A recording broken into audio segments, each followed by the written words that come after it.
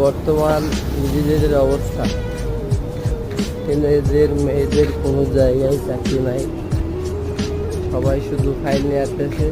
এই একটা ভাই আসতেছে ফাইল নিয়ে। ভাই চাকরি হয়েছে? জুতা শেষ, চাকরি হয় না ছেলেদের?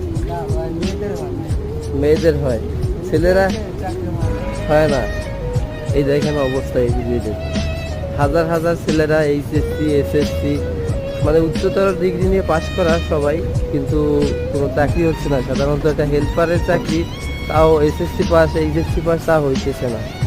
তো এই সমাজে আমাদের কোথায় দাম দেখেন, বর্তমান সমাজে কোথায় আমরা আছি, যেখানে শিক্ষার যোগ্যতা এইচএসসি পাসেরও একটা যোগ্যতা সম্পন্ন ব্যক্তি 10,000 টাকা বেতনের হেল্পারি চাকরিতে ঢুকতে পারতেছে না।